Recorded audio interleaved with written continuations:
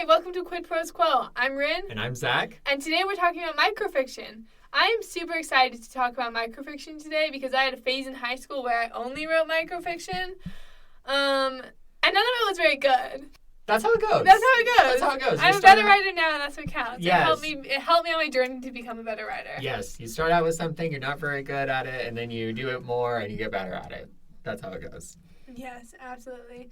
So, Zach, do you want to tell us what microfiction is? Sure. Microfiction, put simply, is just a really, really short story. It's shorter even than a short story. What does that even mean? Well, it depends on who you talk to. It depends on the submission requirements for whatever you're looking at. Some people say that microfiction is less than 100 words. There's a subset of microfiction that's called Twitter fiction, which is fiction that's written in 140 characters or less, or whatever Twitter's character limit is these days. But the point of it is that it's just a super short story. Nice. We're going to start by reading some microfiction. Where we sourced our microfiction for this episode is the online magazine Centrofictionist. And Zach, do you want to tell us a little bit more about Centrofictionist? Yeah, so Centrofictionist is an online short story, or an online microfiction literary magazine. And you can find it at thecentrofictionist.home.blog. You just type that in, it'll take you to their website, and you can find all of these different examples of microfiction. So you can see what's publishable, what kind of the standards are, what kind of the format is of the genre. Because it's really hard to write something if you've never read an example of it. Exactly. You got to do your research, and research in fiction is reading fiction. Yes. So we looked at some of the top stories on Centrofictionist, and we came away with two that we're going to read for you today. Why I Don't Eat Birthday Cake and Generations. And we'll tell you where they land with word count. We'll analyze them a little bit. We'll talk about what makes some good examples of microfiction. So I'll read Why I Don't Eat Birthday Cake by Uma Hamzik. My mother spent summers peeling peaches from our orchard and boiling them in sugar syrup. The jars of compat were for rare guests, Ramadan dawns, birthdays. She would hide one jar for December and let me eat with my fingers. Peaches slurped down my throat and frozen honey, sour flesh shocking my baby teeth as I slipped Agda syrup off my wrists. I ate everything and complained of a stomachache, napping on the tattered couch, her cool palm on my forehead. Now I buy canned peaches at supermarkets and eat over the sink. It's cheaper than plane tickets. So this was just such an impactful story to me when I read it because it, evokes all these childhood memories of eating home canned fruit, which my mom always did. And it was just so connected to childhood and the peaches slipping down your throat and frozen honey, sour flesh shocking my baby teeth. It was just such beautiful imagery to me. Yeah, and then at the end you get that twist inside of the emotion of the story where it goes from being a high spot into a low spot. And I think that's really what drives microfiction is that shift from one state into another. And Absolutely. It can be positive emotion with negative emotion. It could be, oftentimes microfiction will go for surprise or humor as an example, or as the twist they're going for. But the twist really lies at the heart of the microfiction. And in this case, you have the twist of sort of this childhood, these childhood memories coupled with an adult reality. I mean, lots of us who are, transitioning from, adolescence into young adulthood have found ourselves doing things like this, where we're thinking, it'd be so much better to have, one of our parents' home-cooked meals or whatever, but we're having Wendy's for the 4th time this week, and it's looking like we're going to have Wendy's tomorrow, too. And, it's cheaper to, get your 4 for $4 at Wendy's than to drive home, especially with gas prices being what they are right now. Yeah, oh my gosh. Or even fly home. Yep. Traveling is expensive. Existing is expensive. Yes. But yeah, absolutely. More on the twist, I thought this twist was very impactful because it also totally changes the imagery of the story. Mm-hmm. It goes from this really rich imagery to just kind of this more bland imagery, which reflects the way canned peaches versus home canned peaches are. Yep. Because if you've ever had home canned peaches, they are so much better, more flavorful than like store-bought canned peaches, and it just like kind of shows that the ending is like a pale memory in comparison to the beginning. Mm-hmm. That's one of the things that's nice about microfiction is that it rewards going in and looking at it a bit closer. Mm-hmm. When you go back and you look at it, you start to recognize things that you maybe didn't realize on the first pass. I started to think about microfiction in the same way that I think about art. I've been spending a bit of time inside of art museums recently, and it's really easy to go from painting to painting and just kind of be like, oh, it's a painting. Oh, it's a painting. Oh, you know. Oh, and that one's the sculpture. Yeah, exactly.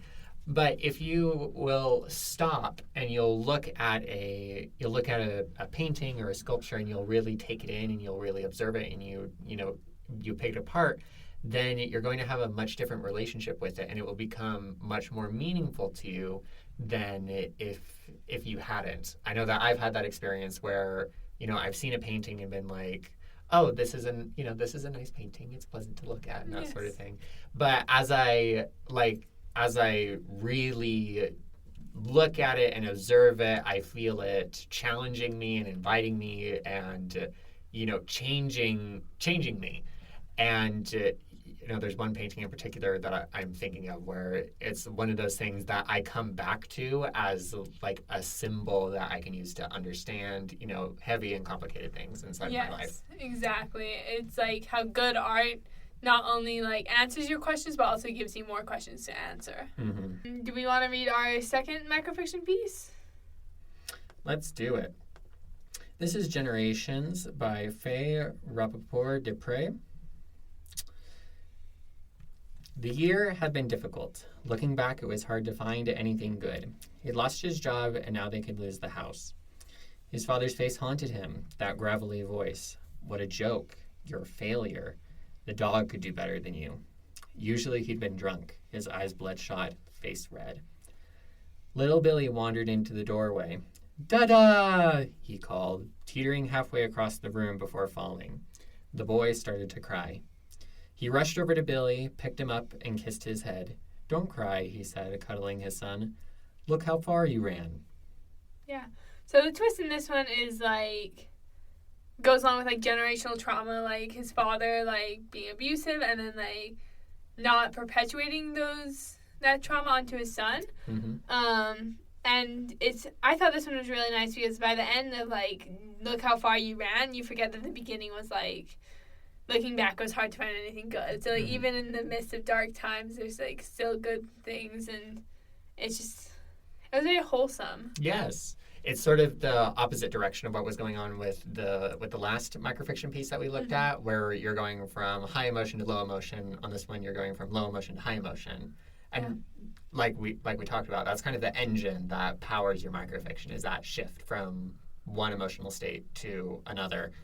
And that can be backed up by decisions that you make about the prose. For example, in this story, at the beginning, it's very general.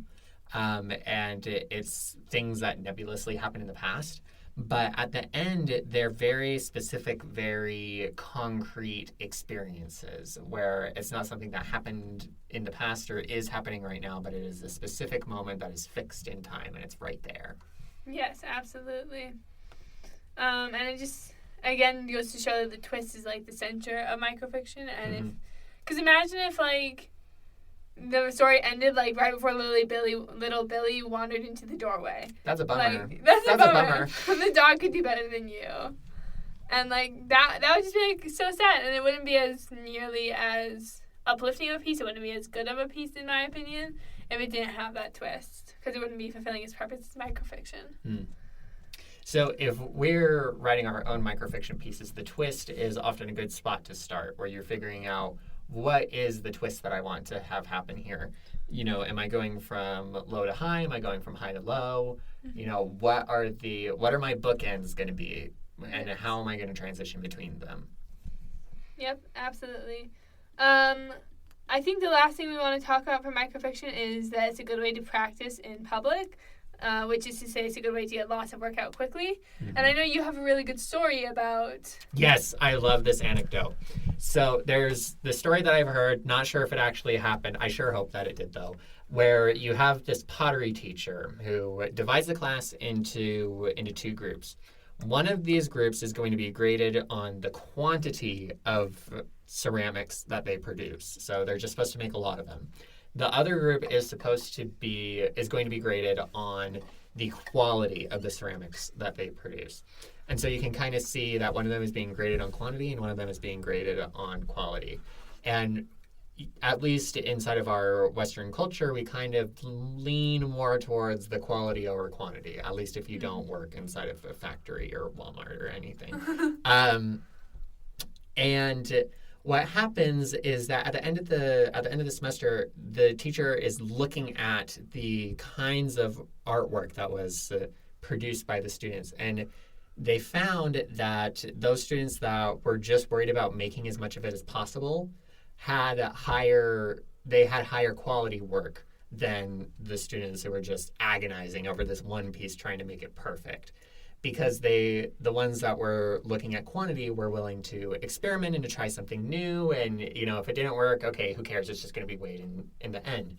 And with microfiction, you can do the same thing, where you can crank out 20 microfiction pieces, and maybe 18 of them are really, really bad, but you have 2 that are really, really good and are a lot better than what you would have gotten if you had stopped after the first 2 and then tried to agonize them and kind of like push them into some final form that was better than what it started as. Yes. Yeah. I would say that it goes on with the idea of practice makes progress. Because, art's never perfect. Even if it's technically perfect, no one's going to agree that it's perfect. Yes. But it does make progress, and eventually, the more you practice, the better you'll be. Yeah, and you mentioned practicing in public, where it's something that is really easy to share because, people are more likely to read something that's less than 100 words or, less than 140 characters, depending on what range you're going for, than they are going to be willing to read your 400,000-word novel that you've been working on for 3 years. Yeah. It's a lot easier to get that in front of a lot of people and for them to give you feedback about, oh, I really like your writing, or your writing is boring, which we hope nobody ever says that to you. But you can get that constructive criticism a lot quicker and a lot more easily than you can with a project that requires more commitment, like a short story or a novel. Yeah, absolutely. Well, this has been Quid Pros Quo. Thank you so much for joining us. We will see you next time.